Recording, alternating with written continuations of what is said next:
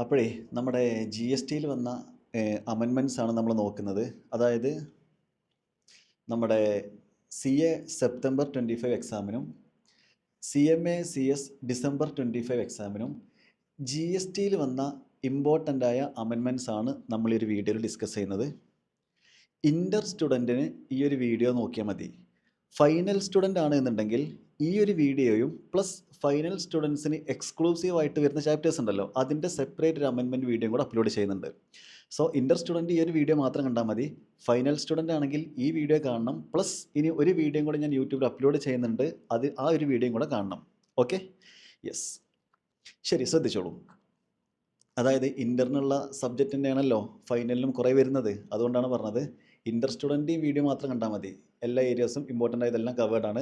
Final student ഈ വീഡിയോയും കാണണം, പ്ലസ് ഇനി ഒരു വീഡിയോ കൂടെ അപ്ലോഡ് ചെയ്യുന്നുണ്ട് അമെൻമെൻറ്റ്സിൻ്റെ, അതും കൂടെ ഫൈനൽ സ്റ്റുഡൻറ്റ് കാണണം. ഓക്കെ, യെസ്, അപ്പോൾ നമുക്ക് സ്റ്റാർട്ട് ചെയ്യാം. ശരി, നമ്മുടെ ചാപ്റ്റേഴ്സ് ഓരോന്നോരോന്ന് നോക്കാം. അമെൻമെൻറ്റ്സ് ഫസ്റ്റ് ചാപ്റ്ററിൽ അമെൻമെൻറ്റ്സ് ഒന്നുമില്ല. ഹാപ്പി. സെക്കൻഡ് ചാപ്റ്ററിൽ സപ്ലൈ അണ്ടർ ജി എസ് ടിയിൽ ചെറിയ അമെൻമെൻറ്റ്സ് ഉണ്ട്. ഓക്കെ, അത് പറയുന്നതിന് മുമ്പ് ഞാൻ എൻ്റെ ക്ലാസ്സിൻ്റെ ഒരു ചെറിയൊരു പ്രൊമോഷൻ ചെയ്യാണ്. ഓക്കെ, നിങ്ങൾ ക്ഷമിക്കണം. നമ്മുടെ ഇൻ്ററിൻ്റെ റെക്കോർഡഡ് ക്ലാസ്, ഇൻകം ടാക്സിൻ്റെയും ജി എസ് ടിയുടെയും റെക്കോർഡഡ് ക്ലാസ് ഇപ്പോൾ അവൈലബിൾ ആണ്. ഓക്കെ, അപ്പോൾ നമ്മുടെ ഇൻകം ടാക്സിൻ്റെയും ജി എസ് ടിയുടെയും റെക്കോർഡഡ് ക്ലാസ് നിങ്ങൾ വാങ്ങുമ്പോൾ അതിൻ്റെ കൂടെ നിങ്ങൾക്ക് ബുക്ക് കളർ കോപ്പി ഫ്രീ ആയിട്ട് കിട്ടും.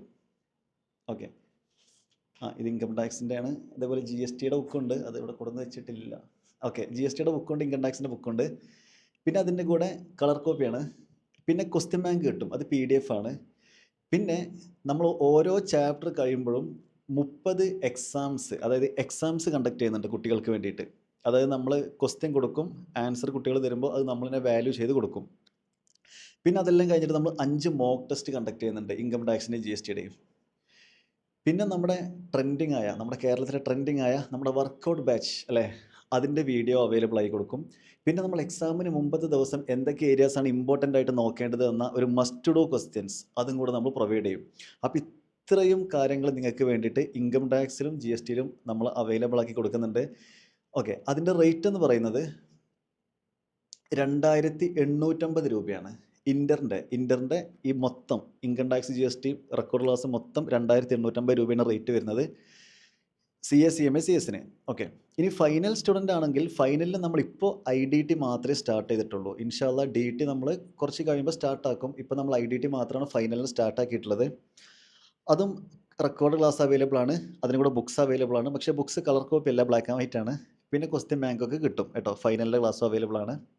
ഓക്കെ, അപ്പോൾ ചെറിയൊരു പ്രൊമോഷൻ പറഞ്ഞു തന്നേ ഉള്ളൂ. ഇനി നേരെ നമുക്ക് എന്ത് ചെയ്യാം, അമെൻമെൻറ്റ് വീഡിയോയിലോട്ട് പോകാം. ശരി, അപ്പോൾ supply under G S T എന്തൊക്കെയാണ് അമെൻമെൻറ്റ്സ് എന്ന് നമുക്ക് നോക്കാം. ഈ സപ്ലൈയിൽ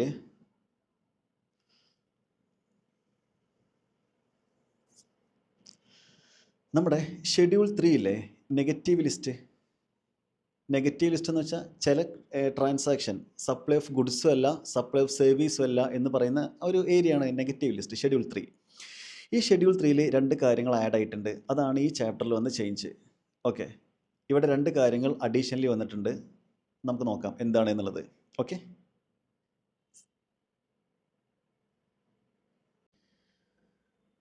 ഓക്കെ, അപ്പോൾ ഇതെന്താണ് പറയുന്നത് നോക്കിക്കോ. നമുക്ക് ആദ്യം ഈ ഒരു അമെൻമെൻറ്റ് ഒന്ന് വായിക്കാം, എന്നിട്ട് ഞാൻ അതിൻ്റെ ഒരു ഗ്രാഫിക്കൽ പ്രസൻറ്റേഷൻ കാണിച്ചു തരാം. Activity of apportionment of co insurance premium by lead insurer to the co insurer for the reinsurance services jointly supplied by lead insurer and co insurer to the insured in co-insurance agreement subject to the condition that lead insurer pay CGST, SGST, UTGST, IGST on the entire amount of premium paid by the insured. ഇതെന്താണെന്ന് വെച്ചാൽ നിങ്ങൾ ആദ്യം ഒരു paragraph വായിക്കുക, എന്നിട്ട് ഞാൻ പറയുന്ന ഒരു എക്സാമ്പിൾ കറക്റ്റ് ശ്രദ്ധിക്കുക, അപ്പോൾ നിങ്ങൾക്ക് 100% ഐഡിയ കിട്ടും. ഓക്കെ, യെസ്, നോക്കിക്കോ. ഇവിടെ മിസ്റ്റർ എക്സ് എന്ന് പറഞ്ഞ ഒരാളുണ്ട്.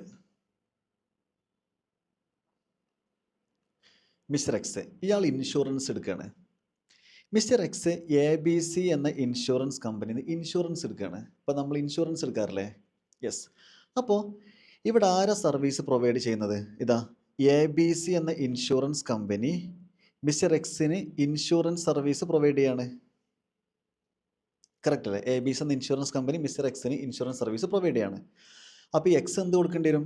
ഇൻഷുറൻസ് പ്രീമിയം കൊടുക്കേണ്ടി വരില്ലേ? ഇപ്പോൾ നമ്മളൊരു കമ്പനിയിൽ നിന്ന് ഇൻഷുറൻസ് എടുക്കുകയാണെന്നുണ്ടെങ്കിൽ നമ്മൾ ഇൻഷുറൻസ് പ്രീമിയം കൊടുക്കേണ്ടി വരില്ലേ?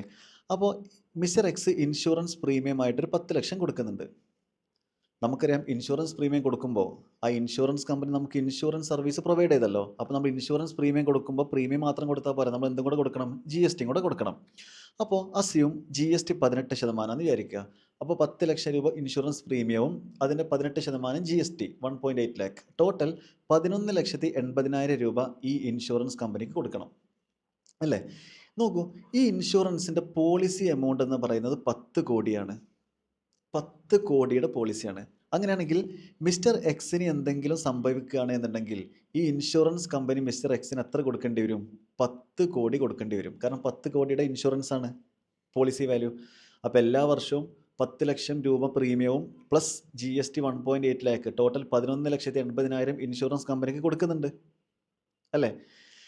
അപ്പോൾ ഇൻഷുറൻസ് കമ്പനി ഇനി ക്ലെയിം ആയിട്ട് അവസാനം എത്ര കൊടുക്കേണ്ടി വരും? 10 കോടി കൊടുക്കേണ്ടി വരും. അപ്പോൾ നിങ്ങൾ ചിന്തിച്ച് നോക്കിയേ, ഈ ഇൻഷുറൻസ് കമ്പനിക്ക് അത് ഭയങ്കര ഒരു എമൗണ്ട് അല്ലേ? 10 കോടി എന്ന് വെച്ചാൽ ഇൻഷുറൻസ് കമ്പനിക്ക് ഭയങ്കര ഒരു എമൗണ്ട് ആണ്. അപ്പോൾ ഈ ഇൻഷുറൻസ് കമ്പനി എന്ത് ചെയ്യണമെന്നറിയോ? മറ്റൊരു ഇൻഷുറൻസ് കമ്പനിനെയും കൂടെ കൂട്ടുപിടിക്കുകയാണ്. ഇത്ര 10 കോടി ഒറ്റയടിക്കൊക്കെ ചിലപ്പോൾ എക്സിന് കൊടുക്കേണ്ടി വന്നാൽ അതെല്ലാം കൂടെ ചിലപ്പോൾ ഈ ABC എന്ന ഇൻഷുറൻസ് കമ്പനിയുടെ കയ്യിൽ ഉണ്ടായിക്കോണമെന്നില്ല. അപ്പോൾ ഈ ABC എന്ന ഇൻഷുറൻസ് കമ്പനി എന്ത് ചെയ്യാണ്? മറ്റൊരു ഇൻഷുറൻസ് കമ്പനിയും കൂടെ വിളിക്കുകയാണ്. ബാ മോനെ ബാ, നല്ലൊരു ക്ലൈൻറ്റ് വന്നിട്ടുണ്ട്, അപ്പോൾ എന്നെ കൊണ്ട് ഒറ്റയ്ക്ക് ചെയ്ത് കൂട്ടിയേ കൂടുതല, നീയും കൂടെ വാ, കമ്പനിക്ക് നീയും കൂടെ വാ എന്ന് പറഞ്ഞിട്ട് XYZ എന്ന മറ്റൊരു ഇൻഷുറൻസ് കമ്പനിനെ കൂട്ടി വിളിക്കുകയാണ്. അങ്ങനെയാണെങ്കിൽ ഈ ഫസ്റ്റത്തെ ഇൻഷുറൻസ് കമ്പനീനെ പറയുന്ന പേരാണ് ലീഡ് ഇൻഷുറർ. ഓക്കെ. അപ്പോൾ ആ ഇൻഷുറൻസ് കമ്പനി വിചാരിക്കുകയാണ്, അയ്യോ ഇനിയിപ്പോൾ ഈ എക്സിന് എന്തെങ്കിലും പറ്റിയ 10 കോടിയുള്ള ഇൻഷുറൻസ് എമൗണ്ട്, ഇത്ര എമൗണ്ട് ഞാൻ ഒറ്റയ്ക്ക് കൊടുക്കേണ്ടി വരില്ലേ എന്ന് കരുതിയിട്ട് ABC എന്ന കമ്പനി ആരെ വിളിക്കണേ? XYZ എന്ന മറ്റൊരു ഇൻഷുറൻസ് കമ്പനിനെ വിളിക്കണേ. ബാ മോനെ ബാ ബാ ബാ ബാ, നല്ലൊരു ക്ലൈൻറ്റ് വന്നിട്ടുണ്ട്, എന്നെ കൊണ്ട് ഒറ്റയ്ക്ക് താങ്ങൂല, നീയും കൂടെ കൂട്ടിന് വാ എന്ന് പറഞ്ഞിട്ട് മറ്റൊരു ഇൻഷുറൻസ് കമ്പനിനെ കൂട്ടിന് വിളിക്കുകയാണ്. അയാളെ പറയുന്ന പേരാണ് കോ ഇൻഷുറർ. ഇനി ഇവിടെ എന്താ സംഭവിക്കുന്നതെന്ന് വെച്ചാൽ മിസ്റ്റർ എക്സ് എന്ത് ചെയ്തു? ഇൻഷുറൻസ് പ്രീമിയം മുഴുവനും ആർക്ക് കൊടുത്തു? ഈ ലീഡ് ഇൻഷുറർക്ക് കൊടുത്തു. അതായത് ആ ഫസ്റ്റത്തെ ഇൻഷുറൻസ് കമ്പനിക്ക് കൊടുത്തു. ഓക്കെ. ഇനി ഈ ലീഡ് ഇൻഷുറർ എന്ത് ചെയ്യുന്നറിയോ?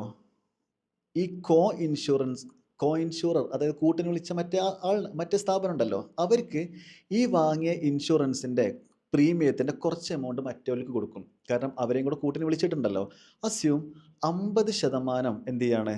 50-50 ആണെന്ന് വിചാരിക്കുക. 50% കോ ഇൻഷുറർക്ക് പ്രീമിയം കൊടുക്കുകയാണ്. അതായത് എക്സിൻ്റെ കയ്യിൽ നിന്ന് 10 ലക്ഷം പ്രീമിയം വാങ്ങിയിട്ടുണ്ട്. ആ 10 ലക്ഷത്തിൻ്റെ പുറത്തും കംപ്ലീറ്റ് GST വാങ്ങിയിട്ടുണ്ട്. എന്നിട്ട് ആ ABC എന്ന ഇൻഷുറൻസ് കമ്പനി ആ GST എമൗണ്ട് ആർക്ക് കൊടുത്തിട്ടുണ്ടാവും? അത് ഗവൺമെൻറ്റിക്ക് കൊടുത്തിട്ടുണ്ടാവും അല്ലേ? യെസ്, സ്വാഭാവികം. ഇനി ABC എന്ന ഇൻഷുറൻസ് കമ്പനി എന്ത് ചെയ്തു എന്നറിയോ? ഈ എക്സിൻ്റെ കയ്യിൽ നിന്ന് വാങ്ങിയ 10 ലക്ഷം രൂപ പ്രീമിയം ഇല്ലേ, ഈ 10 ലക്ഷത്തിൽ 5 ലക്ഷം ആർക്ക് കൊടുത്തു? ഈ കോ ഇൻഷുറർക്ക് കൊടുത്തു. എന്ന് വെച്ചാൽ 50-50 ആണ്, രണ്ടുപേരും 50-50. ഇപ്പം എന്താ സംഭവിച്ചത്? എക്സിൻ്റെ കയ്യിൽ നിന്ന് ലീഡ് ഇൻഷുറർ 10 ലക്ഷം പ്രീമിയം വാങ്ങി, പ്ലസ് GST കൂടെ വാങ്ങിയിട്ടുണ്ട്. ആ GST എമൗണ്ട് എന്ത് ചെയ്യും? ഗവൺമെൻറ്റിക്ക് കൊടുത്തു. ഇനി ABC എന്ന ഇൻഷുറൻസ് കമ്പനിയുടെ കയ്യിൽ 10 ലക്ഷം പ്രീമിയം ഉണ്ട്. ഈ 10 ലക്ഷത്തിൽ 5 ലക്ഷം ആർക്ക് കൊടുത്തു? XYZ എന്ന ഇൻഷുറൻസ് കമ്പനിക്ക് കൊടുത്തു, കോ ഇൻഷുറർക്ക് അല്ലേ? ഇപ്പം നിങ്ങൾ നോക്കിയേ, ഈ നമ്മൾ ജസ്റ്റ് ചിന്തിച്ച് നോക്കിയേ, ഈ എക്സ് എന്ത് ചെയ്തിട്ടുണ്ട്? 10 ലക്ഷം ABC എന്ന ഇൻഷുറൻസ് കമ്പനിക്ക് കൊടുത്തിട്ടുണ്ടെങ്കിലും ആക്ച്വലി പ്രീമിയം 5 ലക്ഷമേ ABC എന്ന ഇൻഷുറൻസ് കമ്പനിയുടെ അടുത്തുള്ളൂ. ബാക്കി 5 ലക്ഷം ആരുടെ കയ്യിലാണ്? XYZ എന്ന ഇൻഷുറൻസ് കമ്പനിയുടെ കയ്യിലാണ് അല്ലേ? അങ്ങനെയാണെങ്കിൽ ഈ ഫസ്റ്റത്തെ ഇൻഷുറൻസ് കമ്പനിനെ പറയുന്ന പേരാണ് ലീഡ് ഇൻഷുറർ, രണ്ടാമത്തെ ഇൻഷുറൻസ് കമ്പനിനെ പറയുന്ന പേരാണ് കോ ഇൻഷുറർ. എന്ന് വെച്ചാൽ പ്രീമിയം ഇവർ രണ്ടുപേരും കൂടെ സ്പ്ലിറ്റ് ചെയ്തു. ഇനി എന്താ സംഭവിക്കുക? ഇനി മിസ്റ്റർ എക്സിന് എന്തെങ്കിലും പറ്റിയാൽ ഇൻഷുറൻസ് കോമ്പൻസേഷൻ കൊടുക്കേണ്ടി വരില്ലേ? അങ്ങനെയാണെങ്കിൽ ടോട്ടൽ ഇൻഷുറൻസ് ക്ലെയിം എത്രയാണ്? 10 കോടിയല്ലേ? അങ്ങനെയാണെങ്കിൽ ABC എന്ന കമ്പനി ഇനി 10 കോടി കൊടുക്കണ്ട, 5 കോടി കൊടുത്താൽ മതി. അതേപോലെ XYZും എത്ര കൊടുക്കേണ്ടി വരും? 5 കോടി കൊടുക്കേണ്ടി വരും. അപ്പോൾ റിസ്ക് 2 പേർക്കും കൂടെ എന്തായി? ഷെയറായി. ഇതിപ്പോൾ 50-50 ആവണമെന്നില്ല കേട്ടോ, ഡിപ്പെൻസ്. അവർ തമ്മിലൊരു എഗ്രിമെൻ്റ് ഉണ്ടാവും. ഇവിടെ നമ്മൾ പറഞ്ഞല്ലോ ഒരു എഗ്രിമെൻറ്റ്. അത് എഗ്രിമെൻറ്റിൻ്റെ ബേസിൽ ഏത് പ്രപ്പോർഷൻ വേണമെങ്കിലും ആക്കാം. ക്ലിയർ ആണോ? അപ്പോൾ ഇവിടെ പറഞ്ഞു വന്നത് എന്താണെന്നറിയോ? നിങ്ങൾക്ക് കഥ മനസ്സിലായല്ലോ. അപ്പോൾ ഇവിടെ പറയുന്നത് ഈ എ ബി സി എന്ന ഇൻഷുറൻസ് കമ്പനി 5 ലക്ഷം രൂപ, അയാൾക്ക് ടോട്ടൽ 10 ലക്ഷം കിട്ടിയിട്ടുണ്ട് എ ബി സി എന്ന ഇൻഷുറൻസ് കമ്പനിക്ക്. അതിൽ 5 ലക്ഷം ആർക്ക് കൊടുത്തു? എക്സ് വൈ സെഡിന് കൊടുത്തല്ലോ. അത് കൊടുക്കുമ്പോൾ ഈ 5 ലക്ഷത്തിൻ്റെ കൂടെ ജി എസ് ടിയും കൂടെ കൊടുക്കണമെന്നാണ് ചോദ്യം. അതാണ് ഇവിടെ ചോദ്യം, അത്രേ ഉള്ളൂ. ഈ ഫസ്റ്റത്തെ കേസിൽ ഈ ഇൻഷുറർ ഉണ്ടല്ലോ, ഇയാൾ ഇൻഷുർഡ് ഇയാൾ 10 ലക്ഷം കൊടുത്തപ്പോൾ ജി എസ് ടിയും കൂടെ കൊടുത്തല്ലോ, പ്രീമിയം കൊടുത്തപ്പോൾ. അതേപോലെ ഈ എ ബി സി എന്ത് ചെയ്യാണ്? ആ പ്രീമിയത്തിൻ്റെ ഒരു ഭാഗം എക്സ് വൈ സെഡിന് കൊടുക്കുകയാണല്ലോ. കൊടുക്കുമ്പോൾ ജി എസ് ടിയും കൂടെ കൊടുക്കണമെന്നാണ് ചോദ്യം. വേണ്ട. ഈ ഒരു ട്രാൻസാക്ഷൻ എന്താണ്? ഷെഡ്യൂൾ 3 നെഗറ്റീവ് ലിസ്റ്റാണ്. കാരണം എന്താണെന്ന് വെച്ചാൽ ഓൾറെഡി 10 ലക്ഷം രൂപ ആ ഇൻഷുർഡിൻ്റെ കയ്യിൽ നിന്ന് വാങ്ങിയപ്പോൾ ജി എസ് ടി എൻ്റെ എമൗണ്ടിന് വാങ്ങിയിട്ടുണ്ടല്ലോ. അതിൽപ്പെട്ട ഒരു ഭാഗം തന്നെയല്ലേ ഈ കോ ഇൻഷുറൻക്ക് കൊടുക്കുന്നത്. അപ്പോൾ അതിൻ്റെ പുറത്ത് പിന്നെയും എന്ത് കൊടുക്കണ്ട? ജി എസ് ടി കൊടുക്കണ്ട എന്നാണ് പറയുന്നത്. ഇനി നോക്കൂ നിങ്ങൾ, ഈ ഫസ്റ്റ് പോയിന്റ് അതന്നെയല്ലേ ഇവർ ഉദ്ദേശിച്ചത്? Activity of apportionment of co insurance premium by lead insurer to the co insurer. നിങ്ങൾ നോക്കൂ, കറക്റ്റ് അതന്നെയല്ലേ? 10 ലക്ഷം രൂപ വാങ്ങിയിട്ടുണ്ട് ടോട്ടൽ പ്രീമിയം അല്ലേ? അതിൽ നിന്നും ഒരു പോർഷൻ ആർക്ക് കൊടുക്കുകയാണ്? കോ ഇൻഷുറർക്ക് കൊടുക്കുകയാണ് 5 ലക്ഷം. അതിൻ്റെ പുറത്ത് എന്ത് വേണ്ട? ജി എസ് ടി വേണ്ട. 100% ഓക്കെ ആയോ? യെസ്. ഇനി നമുക്ക് നെക്സ്റ്റ് നോക്കാം. ഏകദേശം ഇതുപോലത്തെ ഒരു കൺസെപ്റ്റ് തന്നെയാണ് ഇത്. 10ാമത്തത് അത് എന്താ നോക്കാം നമുക്ക്. Services by insurer to the reinsurer for which ceding commission or the reinsurance commission is deducted from reinsurance premium paid by insurer to the reinsurer, subject to the condition that CGST, SGST, UTGST അല്ലെങ്കിൽ IGST paid by reinsurer on the gross reinsurance premium payable by the insurer to the reinsurer inclusive of the said ceding commission or reinsurance commission. ആരും പേടിക്കണ്ട, example പറയുമ്പോൾ എല്ലാം clear ആവും. ആ example കേട്ടിട്ട് ഒന്നുകൂടെ വായിച്ചാൽ മതി. ഓക്കെ, അമെൻമെൻറ്റ് വന്നതല്ലേ, നമുക്ക് എന്ത് ചെയ്യാൻ പറ്റും? ഓക്കെ, ശരി, നോക്കിക്കോ. ചിത്രം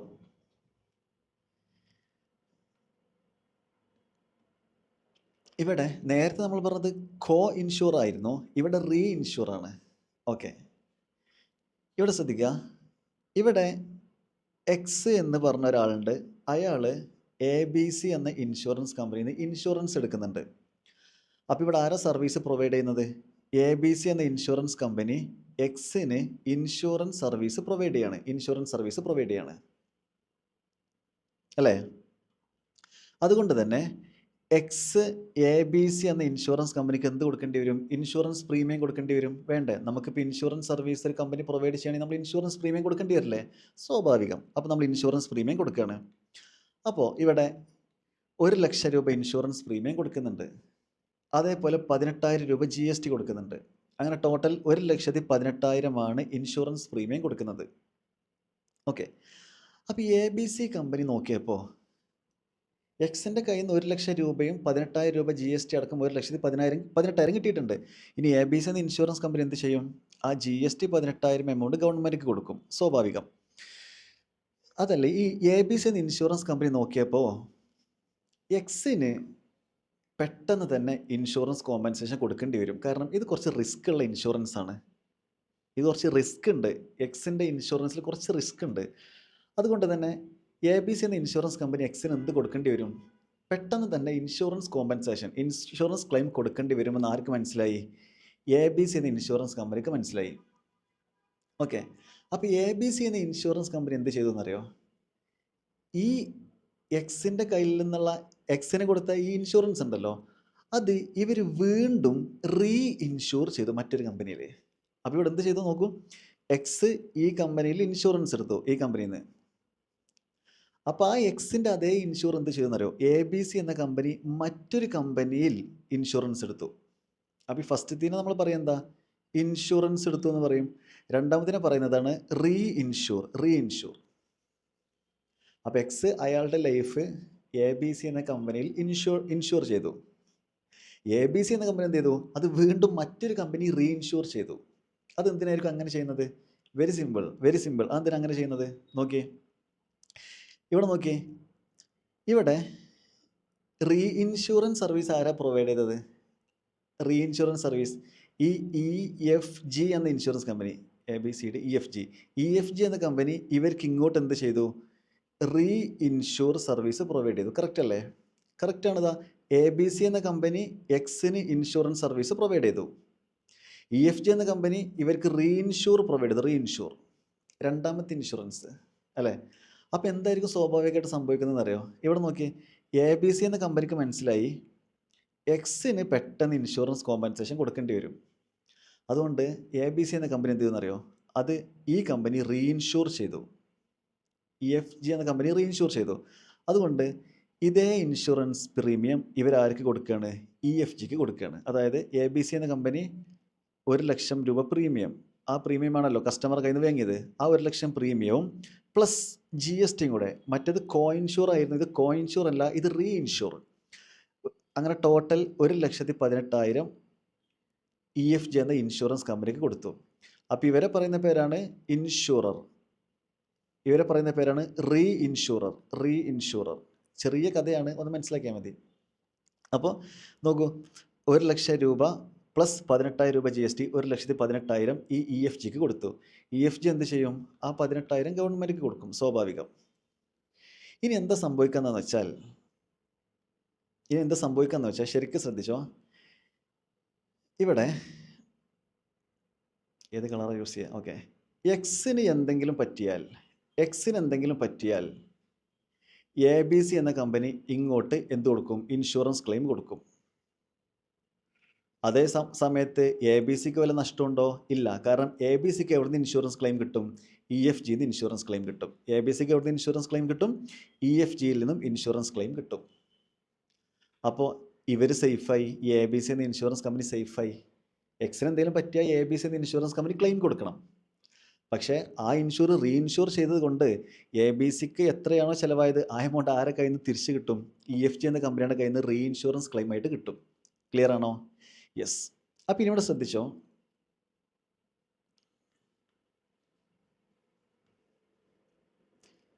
ആകെ വരായിട്ടുണ്ട്. എന്നാലും ഒരു പോയിൻ്റോട് ഇത് പറയണ്ട, അപ്പോഴത് ഫുള്ളാവുള്ളൂ. കഥ മനസ്സിലായല്ലോ? ഇനി ഇവിടെ നോക്കിക്കോ.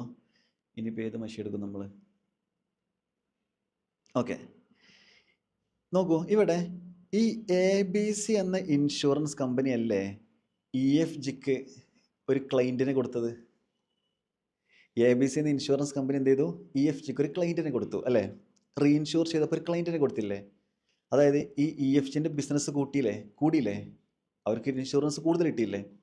അപ്പോൾ ഈ ABC എന്ന ഇൻഷുറൻസ് കമ്പനി പറയാണ്, എടാ ഞങ്ങൾക്ക് വന്ന ഒരു ഇൻഷുറൻസ് ആണ് നിനക്ക് റീഇൻഷൂറായി തന്നത് അല്ലേ? ABC എന്ന ഇൻഷുറൻസ് കമ്പനി EFG എന്ന ഇൻഷുറൻസ് കമ്പനിയോട് പറയാണ്, എടാ ഞങ്ങൾക്ക് വന്ന ഒരു ഇൻഷുറൻസ് ആണ് നിനക്ക് ഇൻഷുറൻസ് ആയിട്ട് തന്നത്, അതുകൊണ്ട് ഞങ്ങൾക്ക് ചെറിയൊരു കമ്മീഷൻ വേണം. ഈ എക്സ് ഉണ്ടല്ലോ, എക്സ് ABCയുടെ അടുത്തല്ല ഇൻഷുറൻസിന് വന്നത്. പക്ഷേ അത് ABC എന്ത് ചെയ്തു? EFGക്ക് മറിച്ചു കൊടുത്തു, റീഇൻഷൂർ ചെയ്തു. അപ്പോൾ ABC പറയാണ്, എടാ ഞങ്ങളുടെ അടുത്തേക്ക് വന്ന ക്ലൈൻ്റാണ്, അവരെ ഞാൻ നിങ്ങൾക്ക് തന്നു, അപ്പോൾ എനിക്ക് എന്തെങ്കിലും കമ്മീഷൻ ഇല്ലാത്തൊരു പരിപാടിയില്ല. ആ കമ്മീഷനെ പറയുന്ന പേരാണ് സീഡിംഗ് കമ്മീഷനാണ്, സീഡിംഗ് കമ്മീഷൻ. ആ സീഡിംഗ് കമ്മീഷൻ്റെ പുറത്ത് GST വരുമോ എന്നാണ് ചോദ്യം. ആ സീഡിംഗ് കമ്മീഷൻ്റെ പുറത്ത് GST വരുമോ എന്നാണ് ഇവിടെ പറയുന്നത്. അതായത് നോക്കിക്കോളൂ, അപ്പോൾ നോക്കിയേ, ഇവർ എവിടെ പോയോ? ഓക്കെ, ഇവർക്ക് ഒരു ക്ലയൻറ്റിനെ മുട്ടിച്ചു കൊടുത്തു അല്ലേ? അപ്പോൾ ABC ചോദിക്കാണ്, ഞങ്ങൾക്ക് എന്ത് വേണം? കമ്മീഷൻ വേണം. അപ്പോൾ അസ്യൂം ഇവരുടെ കമ്മീഷൻ എന്ന് പറയുന്നത് ഒരു 5,000 രൂപയാണ് കമ്മീഷൻ എന്ന് വിചാരിക്കുക. ഇവരിങ്ങോട്ട് ക്ലയൻറ്റിനെ കൊടുത്തപ്പോൾ കമ്മീഷൻ വേണം, അപ്പോൾ ഇവരിങ്ങോട്ട് കമ്മീഷൻ കൊടുക്കും. ഇവരിങ്ങോട്ട് കമ്മീഷൻ കൊടുക്കണം. 5,000 രൂപയാണ് കമ്മീഷൻ എന്ന് വിചാരിക്കുക. ഈ കമ്മീഷൻ്റെ പുറത്ത് GST ഉണ്ടോയെന്നോ ചോദ്യം. ഈ കമ്മീഷൻ്റെ പുറത്ത് എന്ത് വേണ്ട? GST വേണ്ട. കാരണം ഇവിടെ ശ്രദ്ധിക്കുക, ഈ കമ്മീഷൻ എന്ന് പറയുന്നത് ശരിക്കും ഇവിടെ ഇൻഷുറൻസ് പ്രീമിയം 1,00,000 കൊടുക്കുന്നുണ്ടല്ലോ. ഈ 1,00,000 കൊടുത്തിട്ട് കമ്മീഷൻ ഇങ്ങോട്ട് വാങ്ങുകയല്ല ചെയ്യുക. നമ്മൾ 1,00,000 GST കൂടെ അങ്ങോട്ട് കൊടുക്കുന്നുണ്ട്. നോക്കിയേ, 1,00,000 GST പ്ലസ് 1,00,000 പ്രീമിയം, 18,000 GST, 1,18,000 കൊടുക്കുന്നുണ്ട്. അത് കൊടുത്തിട്ട് പിന്നെ അവരുടെ കയ്യിൽ നിന്ന് 5,000 രൂപ കമ്മീഷൻ ഇങ്ങോട്ട് വാങ്ങുകയല്ല ചെയ്യുക. അതിന് പകരം എന്താ ചെയ്യുക? ഈ 1,00,000 പ്രീമിയം കൊടുക്കുന്നുണ്ടല്ലോ, അതിൽ നിന്നും 5000 രൂപ കമ്മീഷൻ ഡിഡക്റ്റ് ചെയ്യും. എന്നിട്ട് ബാക്കി എത്രയേ കൊടുക്കുള്ളൂ? 95,000 കൊടുക്കുള്ളൂ. 95,000 കൊടുക്കുള്ളൂ. അപ്പോൾ 1 ലക്ഷം കൊടുക്കൂല. 1 ലക്ഷം പ്രീമിയം ഉണ്ടെങ്കിലും എത്ര കൊടുക്കുള്ളൂ? 95,000 കൊടുക്കുള്ളൂ. പക്ഷേ GST എത്ര കൊടുക്കുന്നുണ്ട്? 18,000 മുഴുവനും കൊടുക്കുന്നുണ്ട്. കൺസെപ്റ്റ് ക്ലിയർ ആക്കണം. ശരിക്ക് പ്രീമിയം 1 ലക്ഷമാണ്. അതിൻ്റെ പുറത്ത് GST 18,000 ആണ്. അങ്ങനെ ടോട്ടൽ 1,18,000 ആണ് കൊടുക്കേണ്ടത്. പക്ഷേ ഈ 1 ലക്ഷത്തിൽ നിന്നാണ് കമ്മീഷനായ 5,000 രൂപ ഇവർ ഡിഡക്റ്റ് ചെയ്യുക. അപ്പോൾ ആ കമ്മീഷൻ്റെ പുറത്ത് പിന്നെയും എന്ത് വേണ്ട? GST വേണ്ട എന്നാണ് പറയുന്നത്. ഓക്കെ ആണോ? കാരണം ആ കമ്മീഷൻ 5,000 എന്ന് പറയുന്നത് ഈ 1 ലക്ഷത്തിൽ പെട്ടതാണ്. അപ്പോൾ ആ 1 ലക്ഷത്തിൻ്റെ പുറത്ത് ഓൾറെഡി നമ്മൾ 18,000 GST കൊടുക്കുന്നുണ്ട്. പിന്നെ ആ 1 ലക്ഷത്തിൽ നിന്നും ഡിഡക്റ്റ് ചെയ്യുന്ന ആ 5,000 ഉണ്ടല്ലോ കമ്മീഷൻ, അതിൻ്റെ പുറത്ത് എന്ത് വേണ്ട? GST വേണ്ട. ആ സീഡിങ് കമ്മീഷൻ നെഗറ്റീവ് ലിസ്റ്റാണ് എന്നാണ് പറയുന്നത്. Okay, yes. ഇതാണ് ഈ 2 കാര്യങ്ങളാണ് നമുക്ക് സപ്ലൈ എന്ന ചാപ്റ്ററിൽ വന്ന amendments. No supply amendments completed. Okay, yes.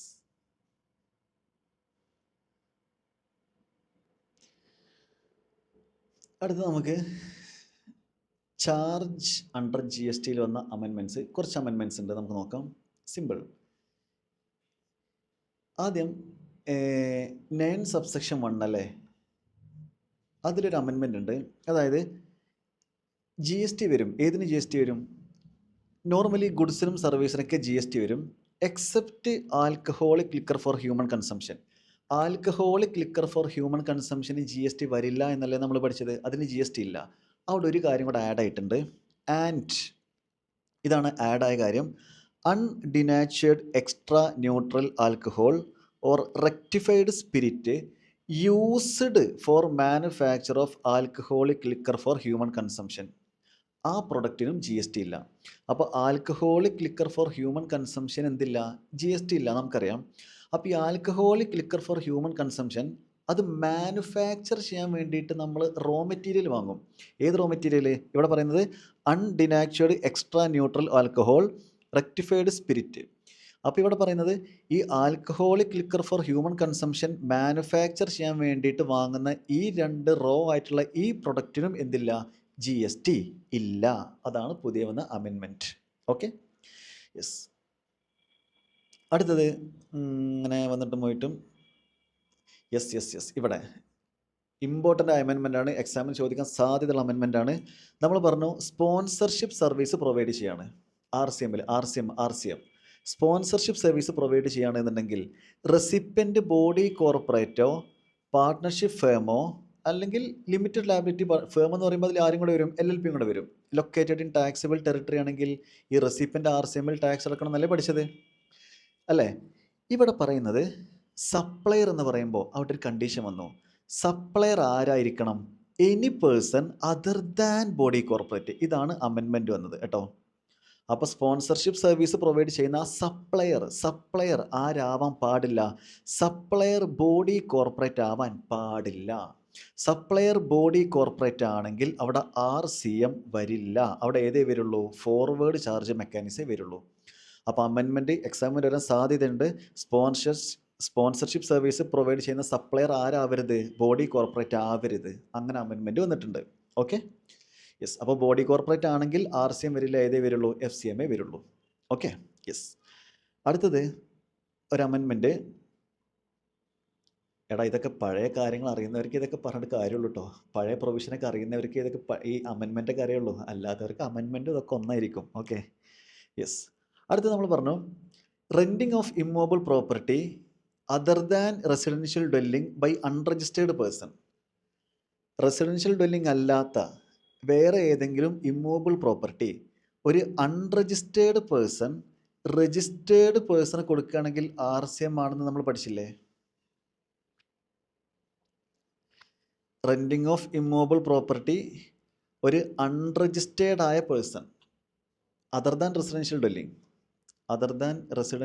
Dwelling അങ്ങനെയാണെങ്കിൽ റെസിപ്പിയൻ്റ് രജിസ്റ്റേർഡ് ആണെങ്കിൽ, സപ്ലയർ അൺരജിസ്റ്റേർഡ് ആണ്, റെസിപ്പിയൻ്റ് രജിസ്റ്റേർഡ് ആണെങ്കിൽ ആ റെസിപ്പിയൻ്റ് RCMൽ ടാക്സ് അടക്കണമെന്ന് നമ്മൾ പഠിച്ചു. അത് പഠിച്ചിട്ടുണ്ട്. യെസ്, പഠിച്ചിട്ടുണ്ട്. ഇവിടെ അമെൻമെൻറ്റ് വന്നത് ഈ രജിസ്റ്റേർഡ് പേഴ്സൺ എന്ന് പറയുമ്പോൾ അതർ ദാൻ പേഴ്സൺ വു ഓപ്റ്റഡ് കോമ്പോസിഷൻ സ്കീം. അതായത് ഈ രജിസ്റ്റേർഡ് പേഴ്സൺ എന്ന് പറയുന്നത് കോമ്പോസിഷൻ സ്കീമിൽ രജിസ്ട്രേഷൻ എടുത്ത റെസിപ്പിയൻ്റ് ആണെങ്കിൽ RCM വരില്ല. ശ്രദ്ധിച്ചോ, റെസിപ്പിയൻ്റ് രജിസ്റ്റേർഡ് ആണെങ്കിൽ ഇവിടെ RCM വരുമെന്നാണ് പറഞ്ഞത്. എന്നാൽ ഈ റെസിപ്പിയൻ്റ് രജിസ്റ്റേർഡ് ആണ്, പക്ഷെ നോർമൽ സ്കീമിലല്ല, കോമ്പോസിഷൻ സ്കീമിലാണ് രജിസ്റ്റേർഡ് എങ്കിൽ ഇവിടെ RCM വരില്ല. ഇത് എക്സംപ്റ്റ് ആയിരിക്കും കേട്ടോ. കോമ്പോസിഷൻ ഡീലർ ആണ് എന്നുണ്ടെങ്കിൽ അത് ഏതായിരിക്കും? എക്സംപ്റ്റ് ആയിരിക്കും. എക്സംപ്റ്റ്. അപ്പോൾ ശ്രദ്ധിച്ചോ, സപ്ലയർ അൺരജിസ്റ്റേർഡ് ആണ്, റെസിപ്പിയൻ്റ് രജിസ്റ്റേർഡ് ആണെങ്കിൽ ഇവിടെ RCM വരുമെന്നാണ് പഠിച്ചത് ഈ ഇമ്മൂവബിൾ പ്രോപ്പർട്ടിയുടെ കേസിൽ. എന്നാൽ ഈ റെസിപ്പിയൻ്റ് രജിസ്റ്റേർഡ് ആണ്, പക്ഷേ കോമ്പോസിഷൻ സ്കീമിലാണ് രജിസ്ട്രേഷൻ എങ്കിൽ RCM വരില്ല, അത് എക്സംപ്റ്റ് ആണ്. ആ ചെയ്യുന്ന സർവീസ് എന്താണ്? എക്സംപ്റ്റ് ആണ്. Okay, yes. അടുത്തത്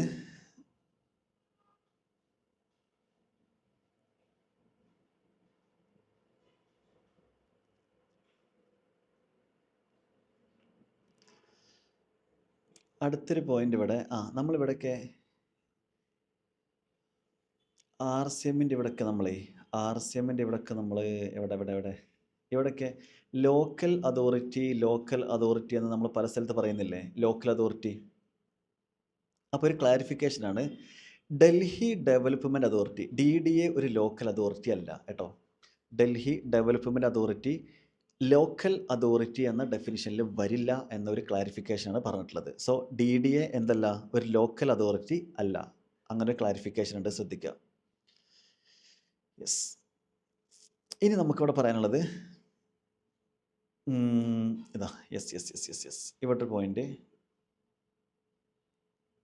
ഇതത്ര ഇമ്പോർട്ടൻ്റ് അല്ല, ഇൻ്ററിന് അത്ര ഇമ്പോർട്ടൻ്റ് അല്ല. ഫൈനലിൽ നമുക്ക് ഡിമാൻഡ് റിക്കവറി എന്ന ചാപ്റ്ററിൽ പഠിക്കാനുള്ളൊരു പോയിൻ്റാണ്.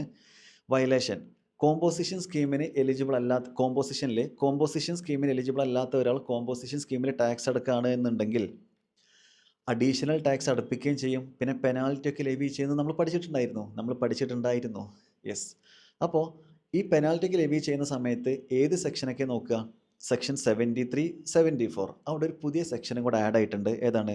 74A എന്നൊരു സെക്ഷനും കൂടെ ആഡ് ആയിട്ടുണ്ട്. That's all. അത്രയേ ഉള്ളൂ.